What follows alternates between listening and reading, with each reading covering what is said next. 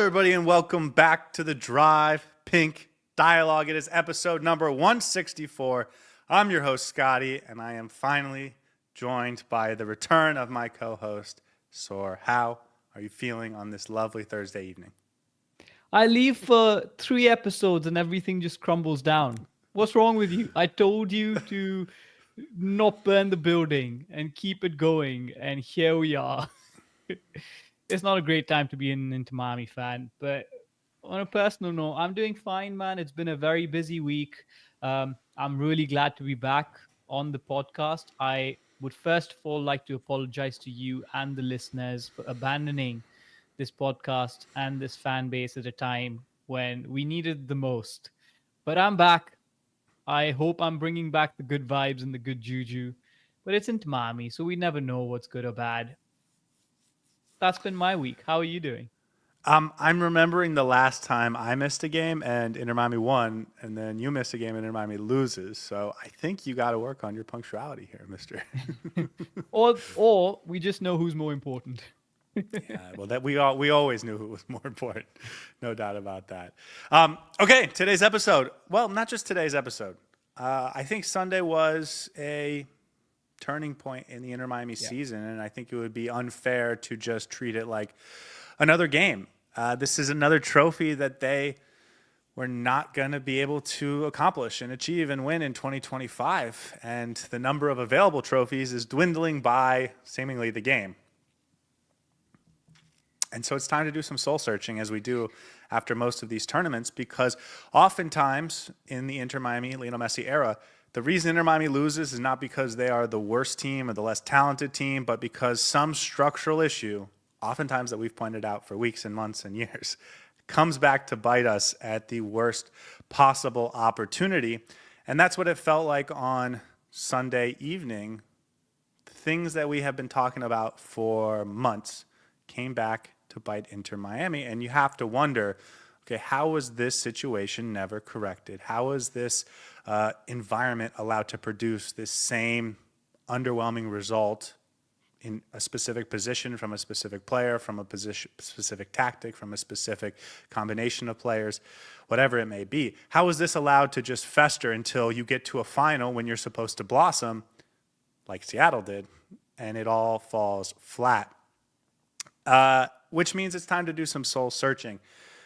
But I think every time we've done this in the past, we have come on here for somewhere between 60 and 90 minutes and talked about a lot of the frustrating things we see with the club, but it's almost an injustice to only spend 60 to 90 minutes on it, because there's so many things that can seemingly go wrong over the course of the season. So instead today, we're just going to highlight one thing that we think has been underwhelming in 2025 from an environmental perspective.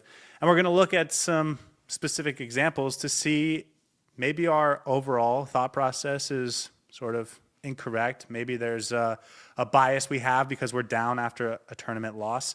Or maybe we're absolutely right and we actually do have a problem, and maybe the coaching staff needs to sort of address this in a more comprehensive way. But first, Saur, because we haven't gotten your thoughts on it, Inter Miami loses to Seattle. Not your in-depth thoughts, not why we lost the game, but just how are you feeling about the team? I'll be honest, there's a lot of talking points that have come out of Sunday. So just to preface that, I think it's good to ease into it. And the portion of the conversation that we have today is just that, a portion. There's a lot to talk about. And the fact that we don't have another game for 2 weeks is kind of sad, because you could just immerse yourself in games and just keep going. And hopefully Inter Miami would be able to turn it around by winning in the MLS. But now that we don't have games, there's a lot of time to introspect. So you guys will have to strap in as we go episode by episode, going into some of those deeper conversations. Turning to your question about how I felt about Inter Miami's performance and the result on Sunday, a lot of emotions, obviously, but after the Monday that just went by, I thought to myself, I'm not really surprised by the result against Seattle. I think you mentioned it in a tweet that you sent out, that the Seattle Sounders are a worthy opponent. And that's what scared me the most about this team, this opposition. They're a well functioning organization through and through. And Inter Miami is not. We've often relied on moments, we've often relied on individual brilliance, specifically this season, to get us out of a difficult position. So when we ended up with the result that we did on Sunday, I wasn't I wasn't surprised. I was very disappointed with the way it happened. I was very disappointed with how Inter Miami got very close to taking this game to Seattle and almost producing a comeback. But unfortunately, it wasn't meant to be. I thought the results sort of flattered Seattle a little bit. I thought Inter Miami had their chances, and if they'd taken a couple of those, the game could have completely switched around. But at the end of the day, the better team won. Absolutely. For me, what was the most important outcome from that result was how unhealthy this organization is and how the problems of the entire season have just accumulated into this one result. And as you said it, on Sunday they were there to see for all. I think we could have all predicted how the game would have gone. The problems we've seen throughout the season have definitely come back to bite us. And unfortunately, we didn't have Lionel Messi to bail us out. We didn't have a Suarez to bail us out. And we couldn't rely on individual brilliance. And the better team, the more coherent organization, the better structure, the better tactics, the better coaching style, the better performance won. And it was very disappointing to see how Inter Miami handled themselves post the defeat. But I think it was just a poor result for Inter Miami, both on the pitch, off the pitch, and we're going to get into it. But not surprising, but utterly disappointing. Yeah, listen, I don't know about you, but I'd be happy to not get into it, and we could just talk about some player performances instead.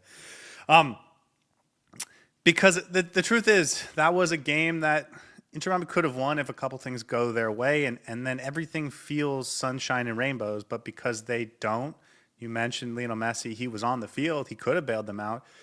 Doesn't. Tadeo Allende with a golden opportunity doesn't make it happen, and all of a sudden Inter Miami loses 3-0, has the embarrassing actions of the players after the game, and here we are talking about how can Inter Miami restore its soul in a lot of ways. And so let's get to tonight's conversation, because I think this is probably part one of 2 or 3 episodes where we're going to be looking at some of the issues with Inter Miami that go a little bit beyond who's starting at right wing, who's the center back personnel, and really whether Inter Miami's operating on the type of sort of pace and caliber that they need to if they want to be not just a team that can win a trophy, but a team that can be the best team in CONCACAF, which is, that's what they want to be. And it certainly doesn't feel like they are very close to that at this very moment. So here's what we're going to do today. We're going to talk about, have the Inter Miami players on the roster developed in 2025? Have they gotten better or have they gotten worse? And in order to do that, we're just going to look at the players that were on both teams, 2024, 2025. Because, and maybe this is bias, I feel like there were points in the 2024 season, even though I think overall it was kind of a disappointment, where they looked like the best team in CONCACAF, where they were winning 7 games in a row. They could beat Liga MX teams, and they were crushing MLS teams 6-1, 6-2, 5-0, right? And not just bad MLS teams, but solid playoff teams, teams that were Supporter Shield favorites, teams that would go to the MLS Cup final, etc.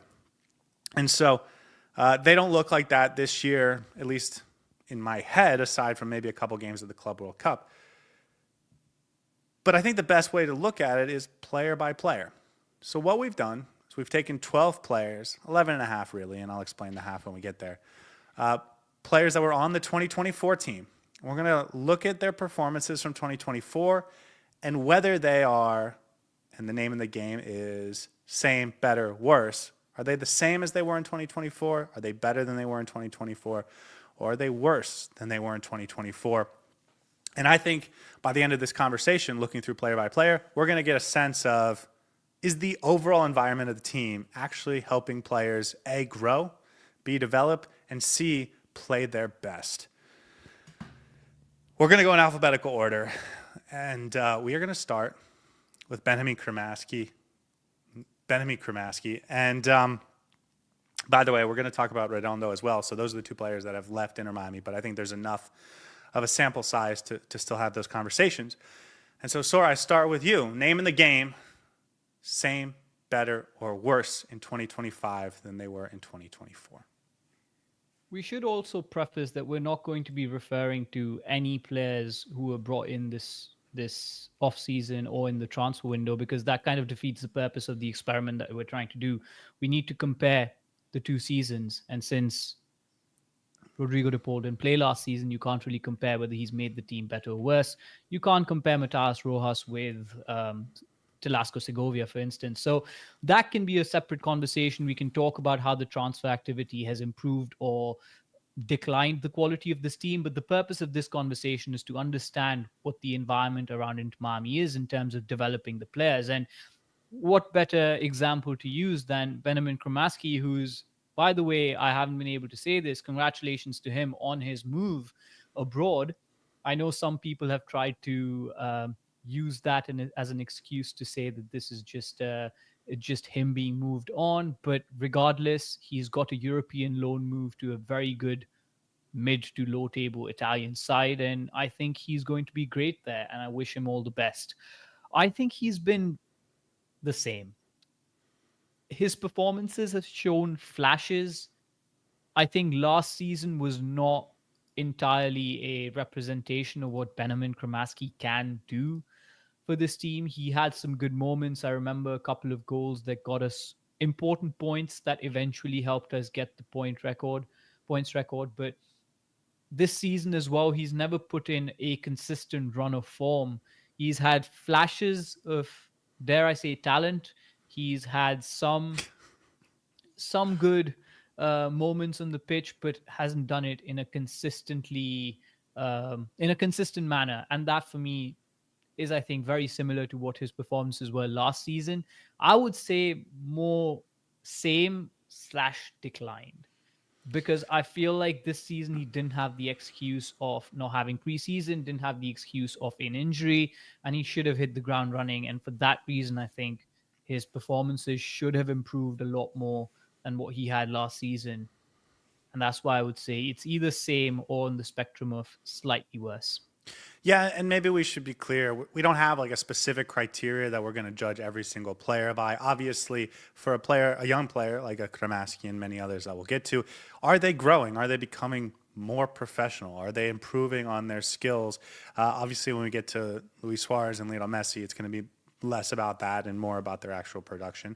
I will buy anyone that says he's the same as last year, but I would probably say a little bit less. But mostly because he's played a ton out of position. And I don't know anyone that would say he's grown a ton this season. I know he's getting this move to Parma, but I think he could have gotten this move 2 years ago if that was something he wanted to pursue then. And part of me thinks a big reason why this move is happening now is because he thinks with this coaching staff at Inter Miami right now, he's maybe maxed out what he can be here, and that he has to go face a new challenge if he wants to continue growing. So I'm going to stick with the same. I think when we've seen him in that 6 role, which is still not really his ideal role, we've seen some good games, some underwhelming games. Like I'm thinking back to that Columbus 5-1 victory. He was awesome in that game. But it's certainly not a growth from last season. And the fact that he's played so many fewer minutes, there are no injury concerns. This is a guy that's played a ton out of position, right back, left wing, right wing, even a little bit of left back. I mean, he started a game at left back this year, which is a trivia question I will not get in 3 years. I think it's the same, and maybe disappointing that it's the same, because this feels like a player that is a little bit a ways away from being really, really good. And that's one of the criteria as well, I think, the utilization of this player by the coaching staff. And I feel like that itself has let Benjamin Kramaski down. You and I both have a soft spot and a bias for some of the homegrown players, absolutely, and we will acknowledge that. But I think everyone would agree that Kramaski could have been a different player this season if he was used in a certain way, but alas, it wasn't meant to be. I think same is the right approach to this. Okay, next on the list, Cello Weigant. Some context that I think is important, and I think we're going to try not to let it judge our analysis, but I think is important. Last season he came on loan and he was making pretty small amount of money for a starting MLS player. And this year he came on loan and is making double an MLS player. And I think he was only average MLS player last season. I want to give him a little bit of credit because I think he's been hurt since the Club World Cup, but he's been really bad since then.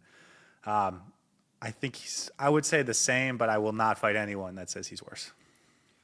No, I think I disagree with you on that completely.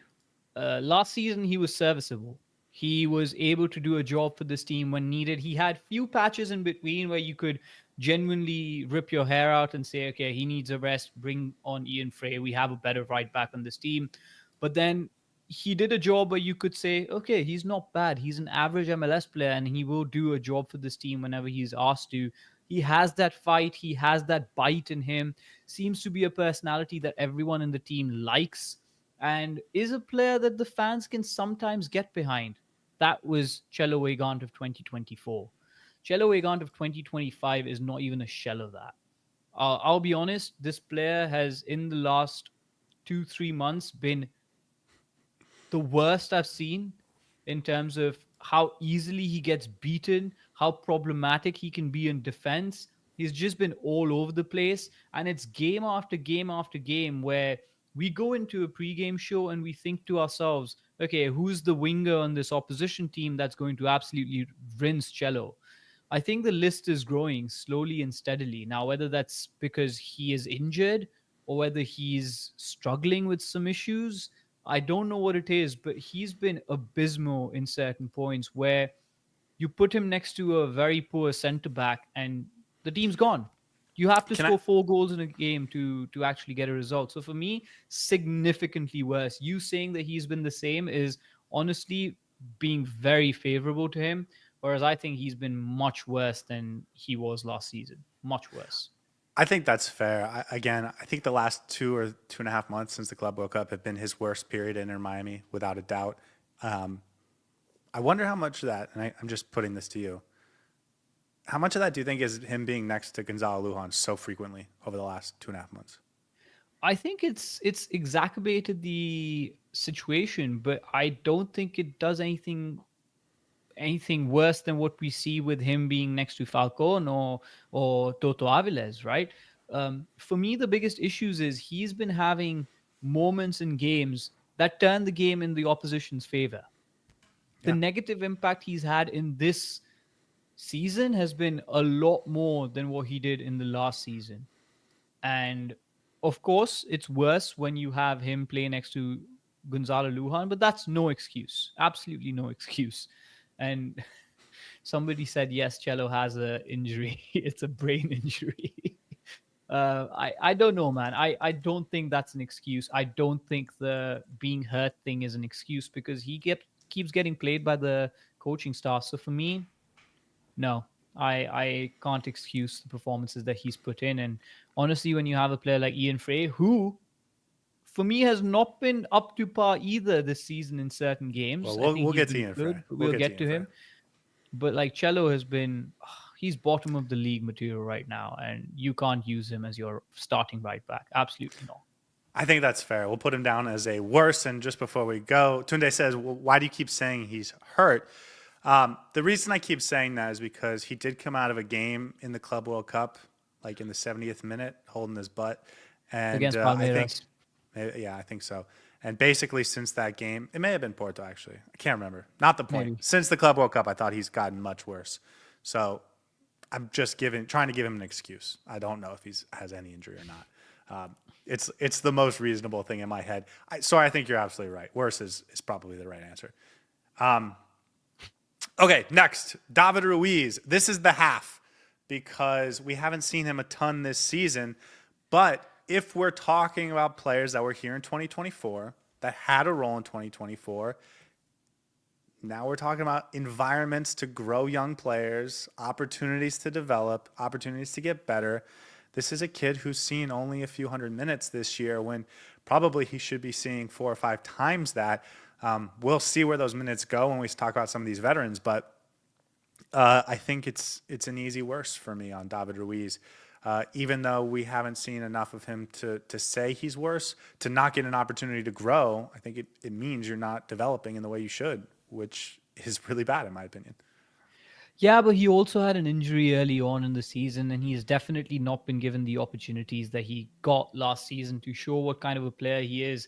I will say last season I saw him as a very important depth piece, but this season it's just not happened for him, whether that's because the injury has taken away his minutes or Javi Mascherano hasn't utilized him. Honestly, at this point, he feels like a non-factor because if you said to me that David Ruiz is coming on in the 80th minute when Inter Miami is holding on to a 2-1 lead last season, I would feel good about it. This season, if he gets brought on, it feels like Javi Mascherano doesn't really know how to use him. And that, for me, is not a reflection on the player. It's a reflection on how the coaching staff has treated him. You're absolutely right to say this is a half because it's very harsh to judge him on this, but you're not wrong when you say that this has been significantly worse, or worse Do, at least. do you think he's going to play more? Because Kramaski's gone and Redondo are gone, and those are two guys you'd think he would be competing for minutes with. But like you said, he feels like a non-factor right now, and Inter Miami was willing to sell him like 2 weeks ago if they got the offer they wanted. So I don't. He doesn't feel like he has any role, and that feels like a downgrade from last year. I mean, we don't have that much depth left in the midfield anymore. We've let I go know of that's what I'm saying. Kramaski, Redondo. Sergio Busquets is going to start every game. Rodrigo Well, De Paul is yeah, he going to is. start every game. Yannick Yeah, Wright is the only player who's going to be moved around from time to time. And who's there to replace him? Segovia, maybe? David Ruiz is the only other one. Baltazar, Aviles, perhaps. Aviles. Aviles, yeah. But I still think he's quite low down the pecking order for him to get minutes more regularly. I think But it's going to be one of those. and I think that's the point. This is a 20-year-old, maybe 21 now, who's young, who needs minutes to become an MLS player, and you just moved on two midfielders, and it doesn't feel like there's going to be any bigger role. Like he should be 2 spots higher up the rung on the depth chart, and it still feels like the depth chart doesn't go that low, or the actual rotation doesn't go that low. So I'd be interested to see how this goes, but I'm pretty worried about David Ruiz. Okay, let's move to the next one because, like we said, that was a half, and we'll get to Federico Redondo, who we said a lot of not mean things, but I think we were pretty underwhelmed with his performance in 2024. Maybe we were some of the first people to kind of criticize him, but I think he's played the exact same since the day he got here, in my opinion. What do you think? There's been no improvement. So let's just put that on the side. His impact in this team has been fairly stagnated. When he's in games, he wouldn't be the player that you turn to and think like, okay, he's going to change the game. He's going to be the one who will turn things around for this team. So I don't think there's been any improvement, which is not a bad thing, by the way. There are players that you Well, need on this team who need to be regularly good or average or above average. but And let me he was stop you. that. Let me stop you because he actually feels like the type of player that improvement could come quickly. He's not ultra slow. He's not untechnical. He doesn't lack tools. It's that he makes bad decisions or he's not brave enough or it's like mental. But that feels like the part of the game that you can work on with good coaching. And he made no improvements in that regard. Like he And I feels think like a guy that also, a coach would look at and say, I can work with this player. And he got a lot of minutes too. Unlike a David Ruiz, he was given plenty of opportunities. But behind the scenes, what are they doing to actually help him grow?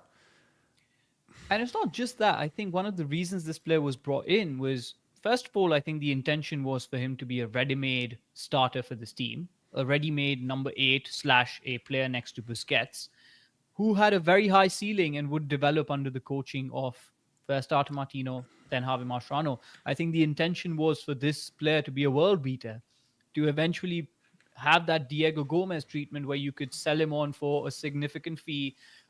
He could take the next step in his career, go to a really good La Liga side. That was the intention. And you're right. There were tools there for this player to be honed into a really good player, whether that's on him that he didn't improve, whether that was on the coaching staff that he didn't improve, because he's playing next to one of the best players to ever grace the midfield in Sergio Busquets, one of the best players to ever play the game of football with Lionel Messi. And yet you could see that there was no even incremental steady improvement in his play. He was just the same player every time he was on the pitch. And that I think comes down to a little bit of both, a little bit of overrating him as a player, and also the coaching staff not doing their due diligence and making sure that they're giving him the um, right coaching techniques. They're giving him the right training drills to do to improve his gaps and weaknesses to make him watch the film. So I think this is a player that there's a lot that you can talk about wholly, but you're right. I think he's been the same since he got here, which Yeah, but for the I think context of is, this conversation, it's not about his pedigree coming in. It's about what he was yeah. last year with And, the Tata Martino group. That I think we all feel there was a lot of players that made steps forward with Tata Martino. and he wasn't one of them. He wasn't one of them, but also this year he also hasn't been one of them. So I'm going to put him down as same because I think he's been the same player. Okay, next let's get to Ian Frey. I think he's the same player he's been for the last 4 years. It's just we haven't seen enough of it because of the injuries he's suffered. Not naming any names, I don't want to jinx anything, but he was a center back and he looked really special in 2023. He played a little defensive midfielder. He looked good there. Last season, Tata pushed him to right back because it was an opportunity for him to be impactful going forward. And I thought we saw like a really intriguing X Factor type talent. And I think we've seen the same exact player this year. What do you think? I think I agree with you. I haven't fully made up my mind about Ian Frey's performances this season. I think they've been slightly worse, but also the sample size is much bigger this season for us It to is. judge. So it's harsh to say that he's not been the same as last season, because last season he had few games, but the glimpse of what we saw was fantastic. So it kind of made us think that he was absolutely brilliant, which I still think he is. This season, we've had the opportunity to see him play more consistently. And that's why instead of having those moments that we're looking at, where we think to ourselves, this is amazing, there are also moments where we're thinking to ourselves, okay, there's an area that he needs to improve on.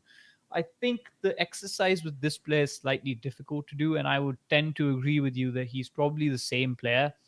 I think we're just seeing more of him this season. So there's more of him to judge. And Yeah, but obviously there's room for improvement. But the his more ceiling and his talent is probably the highest it's ever been. the more minutes you play, the more development you should make, right? So there Exactly. actually should be more of an onus on improvement this year from this player, and I don't think we've seen that really. I And can I also understand why you think, say a little worse, but I'm going to put him in the same category because I don't think it's dramatic enough for us to feel like a Cello Wagon where he's taken a real step backwards. I agree with you. And I think the performances where he's looked a little bit worse for where he hasn't necessarily stood out the same way, has been when he's asked to do certain roles, either sit back too deep or move too further forward to actually be able to defend. So like I think the instructions that this player has been given goes to show that there's still room for him to be utilized in the right way. That being said, I think he's cemented himself as the first choice right back. You saw that Javier Marciano would not play him against Seattle Sounders if he didn't think that he was ahead of Chelo Weigand. And that was one of my takeaways from the starting 11 when I saw it on Sunday. I think he's ahead of Chelo Weigand in the pecking order. Oh yeah, definitely. It's not even close. He's way ahead of Cello, but No, but in my also in opinion, Javier Marciano's mind, not correct. just in our mind. But again, in my head, he's always been way ahead of Cello. Okay, we're gonna get to some of the veterans now. Like we'll get to Toto and Which Yannick is the Bright and more Noah Allen interesting later. conversation. Yeah. But as we get into the veterans, we have to kind of switch how we think about this from are they growing as a player to what does their production level look like? Because we're getting to Jordi Alba now, and it's Jordi Alba's not going to become a better player at this age at Inter Miami. There's like I'm not blaming Javier Mascherano or his coaching staff for not improving this player, but I think the conversation becomes: Are we getting enough out of this player? Are we getting like significantly less out of this player? And so, Jordi Alba, production wise, same, better, worse? How have you felt? Worse. Last season, he was gunning for the best defender in the league. His production offensively was off the charts. He was involved in everything. When Messi was not on the pitch, you could literally see Jordi Alba taking the game by the scruff of its neck and changing it into Miami's favor, or at least trying to make a difference. This season, I think Jordi Alba, in all fairness, has been a shell of himself. I think for the first 3 months, he really struggled to a point where we were thinking, what's even going on with Jordi Alba? Because he was barely having any impact on the games. He was barely having any product in the final third. And then he improved slightly. I think he was unleashed a little bit more offensively. He was allowed to do what he does best. But even then, he hasn't looked the same player that we saw last season. And for me, it's been worse. That's what I think. I agree. It's the answer overall is worse. I think for the first 3 or 4 months of the season, he was asked to play much more conservatively. I want to pinpoint that game against Cincinnati, which has now been like 12 games. It was about 6 or 7 weeks ago. We lost 3-0 on the road. Since that moment, I think he's been given much more creative license to get forward, and I think we're seeing the same Jordi Alba. And so that game against Orlando City last Wednesday, I thought he was fantastic, right up there with Messi for man of the match. And so I think the talent's still there. I don't think this is him becoming a worse player or age catching up to him. I think it was how he was utilized for much of this season. But the answer is obviously worse. And I think that has a lot to do with the coaching staff and the position they're putting him in because, as we both mentioned, he needs to have the license to get forward and take the game by the scruff of the neck. And if he's playing back in a conservative 4-4-2, and he's being asked to make fewer runs forward and to make sure we're in a good defensive shape and all of that stuff, you kind of take his ability to impact the game in the final third away from him. But at what point do you stop blaming the coaching staff and actually think about the player itself? Because I do agree with you, but I want to play the devil's advocate here and just try and understand whether this is actually the same player that we've seen overall, because I think there's been moments and instances this season where his control of the ball hasn't looked that good. His passing has been off. He is not linking up that well with certain players. So, is there a case to be made that there's been a drop in quality, and maybe that's because he's been frustrated with the role that he's been asked to play? Because the coaching staff is not going to tell you how to pass the ball or dribble the ball, right? We're going to have that conversation in 20 minutes when we go through all the players. Because I think the whole point of this exercise is to say, okay, one player got worse. That's a player thing.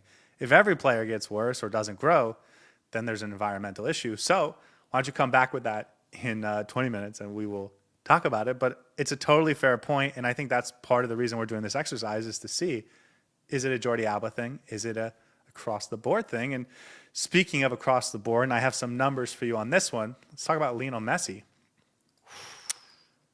Now, let me give you the numbers first. Okay, last season, now he missed a ton of games. I want to be clear, right? The injuries, the Argentine national team duty, he missed a ton of games. He ended up playing 1,986 minutes, just under 2,000 minutes. And in that time, he had 23 goals, 13 assists, pretty good numbers. This year, 2,800 minutes already, 27 goals, so more goals, 10 assists, a few less assists. But I think on the per 90 basis is where you can kind of make the judgment there, because he's seemingly been awesome, and he is awesome. Last season, he had 1.6 goal contributions per 90. This year, it's down to 1.2. Last year, over a goal per 90, 1.04 goals per 90. It's down to 0.87. So the production is down on a per 90 basis. The overall numbers are pretty similar, 37 goal contributions this year to 36 last year and 800 more minutes this year. So what do you think? My eye test, and you're the stats guy, obviously, so I'm going to be the eye test guy from now on. My eye test suggests he's been the same. I think here's the thing. For me, the issue has not been whether he's been same or worse or more, but what he's been asked to do. I think the onus on him to bail Inter Miami out has been so much higher that that has sort of affected his style and his output, which I don't by any means think is lower. For me, the eye test suggests he's been the same, but we're asking too much of Messi. Last season, what showed why this team was special was because we didn't have to only rely on Messi. Yes, we had him as a weapon. Sometimes when we needed him to Well, show up, but he okay, would show but up. let's stop. It's not about when he's not on the field. When he's not there When he's last on the year, field, that's not what we're talking about. he also had 10 other players around him who were seemingly performing at a very high level. And it almost seemed like he was playing more for fun than for carrying the team. This season, dare I say, it's been a carry job, and it's been a carry job and a half. He has really tried to pull this team out, whether it's the Club World Cup, whether it was the CONCACAF Champions Cup, whether it was the Leagues Cup. Even in the Leagues Cup, where he had a poor run of form, like we wouldn't have made it into the final without his performance and the way he played in that semi-final. True. So for me, I think the player has been exact same. Our dependence on him is what has increased, and I think that's kind of hurting how we're viewing Lionel Messi in this season. No, and I don't think we're viewing him worse. I would say the same Yeah, also. He's the best player in the league by far. But I just put the numbers out there because I think the numbers tell a little bit of a different story. And so when we get into context for all of these players, I want to come back to those because I think it is important. And by the way, Josue makes a great point. You can talk about Messi's lower goals and assist number and say that Suarez was missing some opportunities. Speaking of, let's get to Luis Suarez, who I'll give you the numbers on him too. 2,800 minutes last year, 25 goals, 12 assists. This year, 3,300 minutes. So he's already played 500 more minutes than he did all of last season. 13 goals, 17 assists. The goal contribution numbers are actually, they're down, certainly. But the goals are in half. He was scoring a goal, or rather, he was scoring 0.8 goals per 90. That's cut in half, more than half, to 0.35. He had 1.2 goal contributions per 90. That's down to 0.8. So, yeah, the numbers are way down. Almost fair to say they're like 40% down from last season. For me, I think he's been much worse. Eye test. But I'll let you go. I'm still mad at Luis Suarez, so maybe that's slightly biased in how I view it, but much worse is absolutely right. Absolutely right. I think he's, whatever said and done, you may say that he's contributing in other ways in this team. I think I want to try and find a better way to phrase this, because just saying that if you replace him with a better striker is, I think, poor analysis. Well, it's not the point of this conversation either. Exactly. The utilization of Luis Suarez has been awful. I think you haven't set him up for success in games where you've utilized him as the central focal point of your attack in a way that you surround him with the right players. When Messi's not on the pitch, he's looked good. But just generally, I think he's been quite poor. And it has to do with the mix of everything. Him missing chances, his quality has dropped, but also his utilization, the way Javi Marciano has set up the team, the style of play that we're playing, the tactics that we're using are not conducive to a player who can no longer do the running, can no longer play in that style that we're trying to play. He's not a target man anymore. He's a facilitator. And for that to happen, you need to have runners in behind. We only have Allende, who himself has different problems. So there's a whole lot of issues that compound it. The short answer is absolutely much worse. The deep driven answer is that there's so much in and around happening with this player. Both his personal quality has gone down, but also the way he's been utilized. Yeah, I have defended Luis Suarez so much, and we will talk about utilization by the whole, the system, the coaching staff. But even if he was playing in the exact same situation as he was last year, like I still think it's been a 10% like drop in quality that I think is attributable to age, or maybe he didn't take as good a care of himself in the offseason. Like whatever it is, he's been I think 10% worse, but his production has been 40% worse, and I think that has to do with a lot of other things. And as we go through this list and we see a lot of players that are either the exact same or getting worse, I think we're looking at something of a trend. Okay, let's get to the next one. Noah Allen. You want me to go first? You want to go first? Now go first in this one because I'm still trying to make my mind up on this. I think he's the exact same player as we saw at the end of last season. It was a small sample size, but I thought at center back he had about a 7-game run in the last 12 games of the season last year where he looked like a legitimate MLS center back.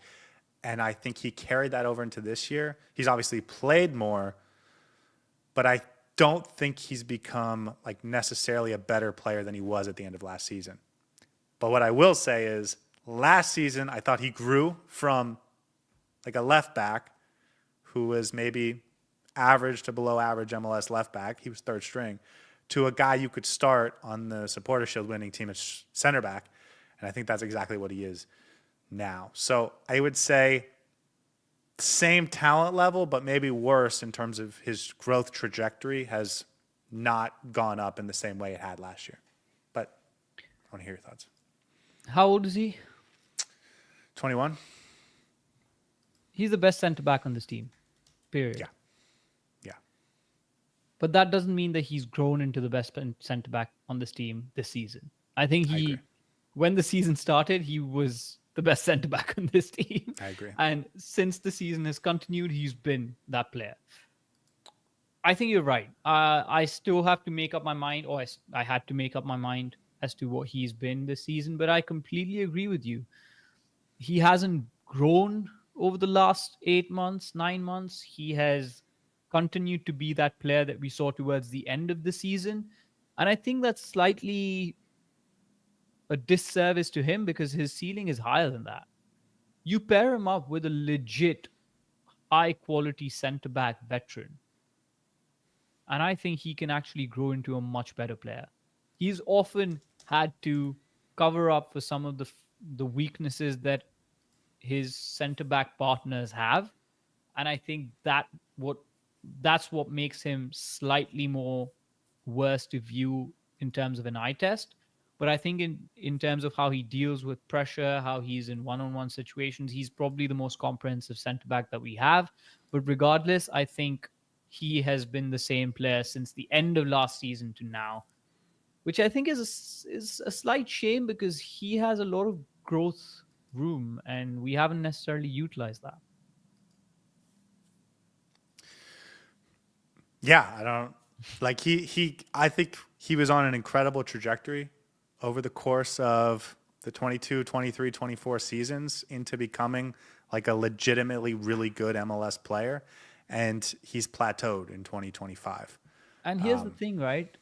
It would be okay for some players to plateau if you think they've reached their ceiling and if you think there's no more room for growth for them.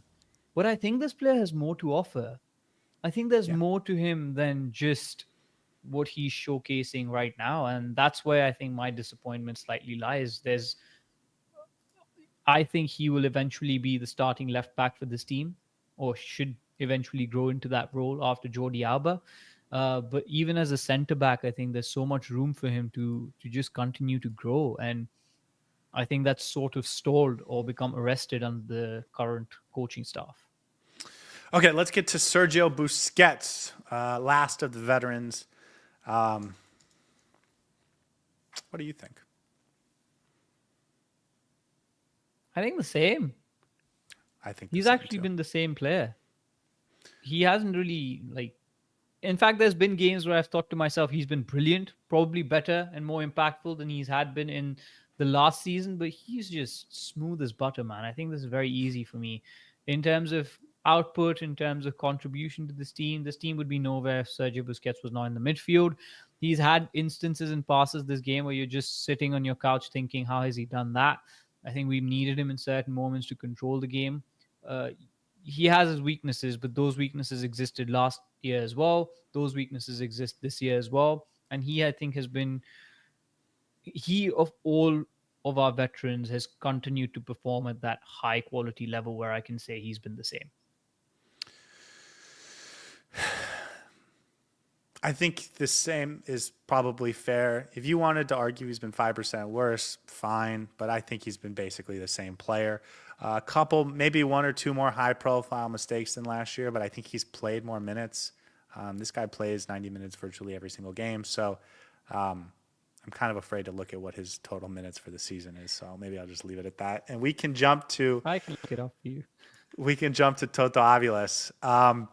Worse. Worse. And I don't even think it's because of his play. Worse. This is one player that I think we can easily agree on and then move on. It's not him, it's the coaching staff, the way he's been used, what he's been asked to do. And he's so much better than Luhan, man. You just play him on a consistent basis and he'll be good. He'll be better. Trust me. And I feel like it's, again, maybe he shouldn't be the starting center back for this team, but He should be. the fact that you're playing Luhan over him just baffles me on all accounts. I don't want to make this a Luhan conversation. I think he's been worse this season. You know what? You know what the thing is about Toto? Last year, once a month, there'd be a game where we would give him an award and we would just say, you know, this player, every month, he just is a better player. Like, it's not flashy, it's not dramatic, but it's just consistent growth since he got here in summer of 2023 till the end of last season. And this year, he's been an afterthought of a player. And this is a guy they invested a lot of money in. He's Argentine. He's a U22 player. Like, there's all the reason in the world for them to try and get this guy on the field, and he is an absolute afterthought. Absolutely has to be worse. Even though I don't think he's like a worse player than he was last year, the whole situation is so much worse. Okay, last one. And on a high note, Yannick Bright. What do you think? I think better. Absolutely better. He's not going to be here long enough. I think the talent in this player, the way he plays, the way he controls the midfield. I think I've seen incremental improvements in his gameplay. His line breaking has improved. His ability to carry the ball has improved. And he's no longer just that destroyer in the midfield. I think he's been asked to do a slightly different role than last season, and he's excelled at it. For what he was brought in to do, last season was a very high ceiling that he set himself. And we said to ourselves at the start of the season that the expectations for Yannick Bright will change because he set the bar. Now he has to exceed that bar. And I think if it weren't for that penalty on Sunday that he conceded, I think we'd be holding him in very high regard. He once again has fought for his place on the starting 11. And now I think he's undroppable again. And he's had to prove that time and time again last season, this season, and he's done it. So for me, I think he is probably one of the few players that we can say has, or I think the only one that we can say has improved. He's definitely a better player. Yeah, he's definitely a better player. He was a specialist, like anchor of the midfield type player last year. And now, because we don't have an anchor of the midfield role in our 4-4-2, and even when we do have one center defensive midfielder play more of a conservative role, it's Busquets. It's not Yannick Bright. And he has adapted and grown in I think, pretty impressive ways. He's 23, I guess, 24 maybe. And so he's older than if he came out of the academy at 18. But if he was one of those 18-year-olds that had come out last year or broken through last year, like, yeah, I think we would be talking about him getting a big move. Some people talking about his contract. They have to give him a new contract this summer or this winter. So we did 11 and a half players, one better in Yannick Bright, 6 that were the same. And I think 2 of those we said maybe could be like 5 to 10% worse, and 4.5 worse. That does not, to me, scream an environment where players are allowed to grow, where players are being maximized, where players are being developed. Every player is a unique situation. Like, I think when we talk about Luis Suarez and Lionel Messi, their production, and Jordi Alba, their production is down because I think of the system and style of play we utilize. Some of these players, though, are in very different situations where it's as if the coach doesn't want to give them an opportunity to grow. And even the players that are being given an opportunity to grow, they're being given an opportunity to play. They are similar players. Noah Allen, Ian Frey, they haven't really developed aspects of their game. I'm sure they would say that they've made little tweaks here and there, but it doesn't feel like it's the same learning environment that Inter Miami had for them over the course of the 2023 and 2024 seasons, where it feels like every single player was getting better over the course of time with one or two exceptions. And now it feels the opposite, where everyone is staying the same or getting worse with one or two exceptions. This is Javier Mascherano, I think. I don't know where else the blame goes. No, I don't want to make it that unitary and just blaming Javier Mascherano. Okay. I think there's a deeper conversation that we can have here, because generally speaking, when a club like Inter Miami is on a short-term fuse to achieve success, right? Some people would say buy success, bring in superstars, whatever you want to say. I think Inter Miami's goals and objectives have been to maximize Messi's time on this team and ensure that you win trophies. Generally speaking, when that's the model that a team adopts, the youth is the one that's sacrificed in the process, because you don't trust the youth to develop in such a short period of time, because they will make mistakes, they'll be inconsistent. So you try to rely on superstar players. You try to bring in veterans, don't need to be superstars, but players who are well established, 25, 26, 27-year-olds. So that, I think, is one of the reasons that Inter Miami's youth, generally speaking, should, on paper, not be allowed to develop the way that the season has gone. I think is a fair reflection of how that would play out. But I think a contrarian opinion to that is that Inter Miami last season had the exact same model. Inter Miami last season was also achieving success on a short timeline, was also trying to expedite and make the most of Lionel Messi's time here. My biggest gripe is that last season we showed that there's a midway path that you can adopt, where you can mix your superstar players along with some of the youngsters, where you trust them enough. You've seen the talent, you trust them enough to do a job for this team. And by creating that environment, by intermingling the youth alongside the experience, I think the model that you adopt is a lot more cohesive to success, because everyone is getting an opportunity to contribute. You're trusting your players, both the veterans as well as the youth, and the ship is moving in the same direction.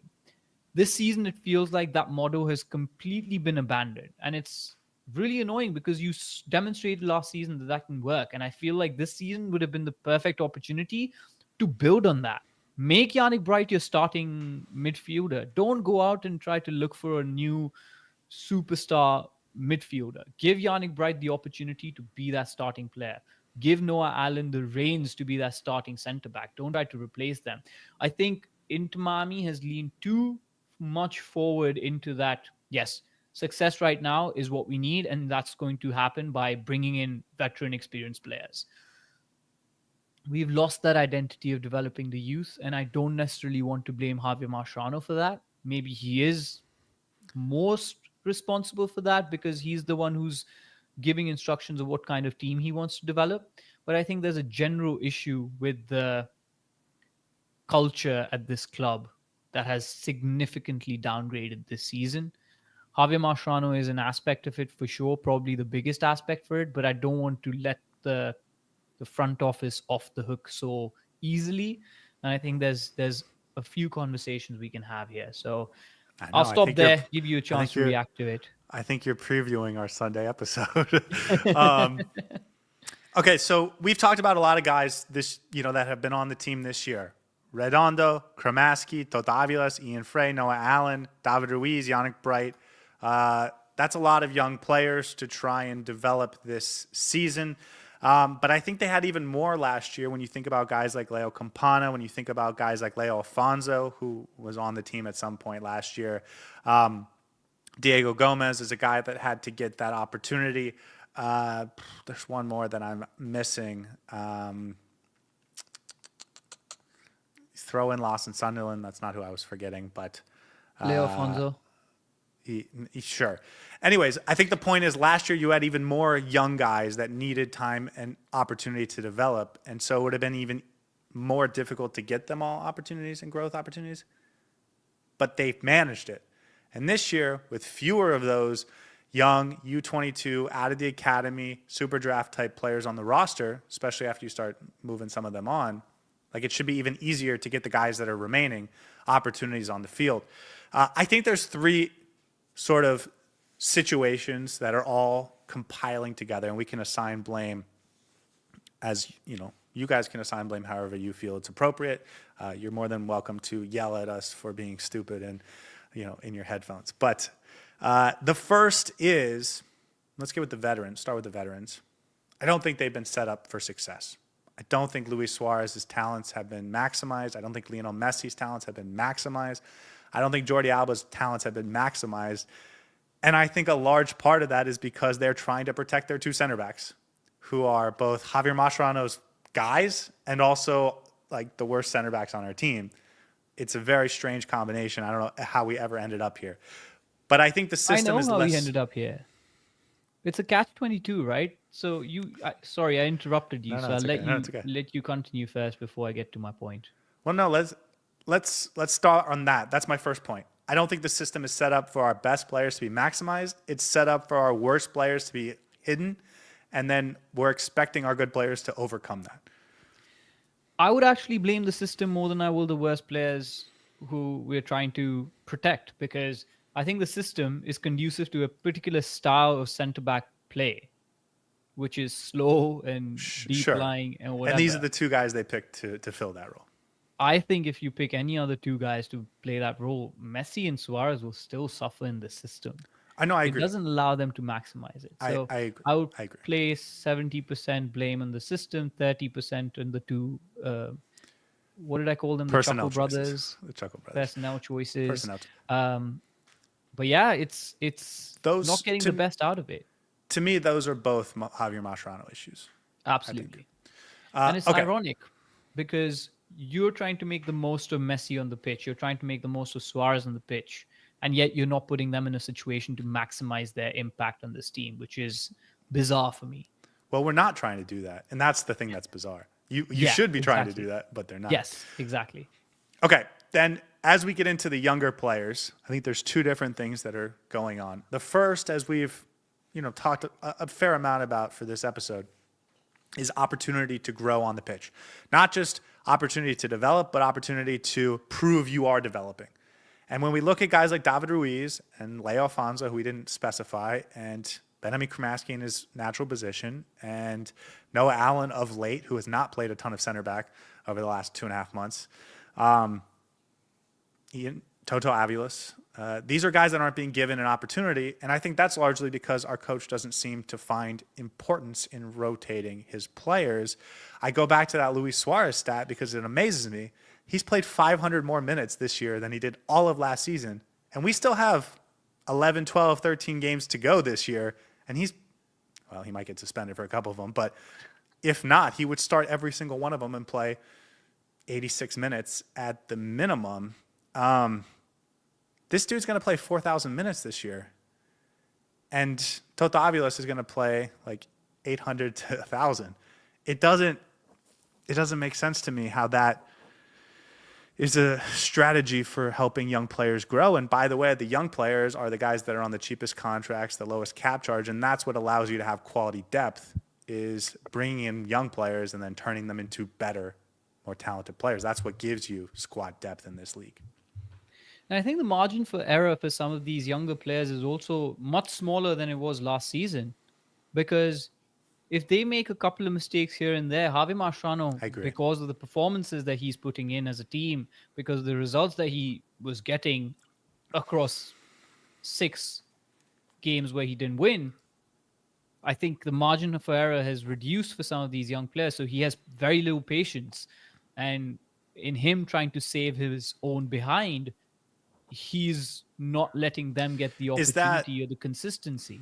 is that I want to push back on that though, because we've been talking about Hmm. rotation since the third game of the season. Like I think that's his characteristic. Like that's what he is as a coach. I don't think it's because of the way the season has gone. Because we were talking about this when we had never lost a game as something to consider. Like I think Javier Mascherano just has a lower latitude for players going through growing pains I think than that's what the we've seen in right the way to past. put it. I think you've absolutely nailed it with that. The margin for error for players to go through the pains and to demonstrate that yes, they can get beyond that hump is very limited. And he only trusts a certain set of players, and unless you have that trust and that Javi Mascherano so cherishes, you're not going to get the minutes. And I think that's a really, really poor environment for young players to thrive in. And I feel the best of MLS teams are able to allow some of the young players to grow and flourish. And Inter Miami is not one of them. And they were last year. They were They were last year. just last year. Absolutely. I So think we it's were not like top we're in that asking. regard. I agree. And so I don't think it's asking for something crazy. I think it's just repeating what you were able to pull off a year ago. And I know the coaching staff is different, but that's the difference is the coaching staff. Okay, and my third thing for these young players is it's important to play minutes and games, but I also think it's important to develop off the off the field, or like in the training pitch, in the film room. Like I think when you're a young player, that's an incredible way for you to grow all your little skill sets, your decision making. Are you in the right place at the right time? Are you defensively sound? These are all things you improve on outside of the limelight. And we have heard, and listen, this is speculation. We only get to watch the games. We're not watching practice. We're not in the facilities.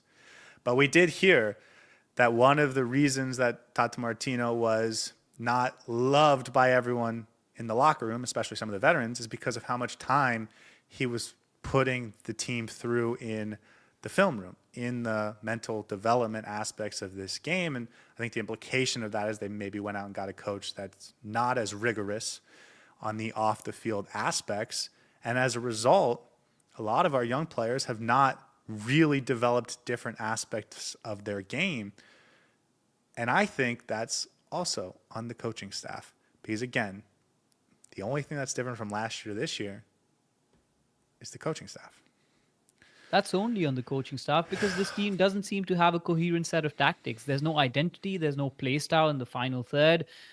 It's all about individual brilliance. A lot of the times, the tactics that we go into games don't work, and then we end up completely changing them. There's just no identity or structure of how we want to play. The best teams, regardless of their personnel, have a very consistent style of play.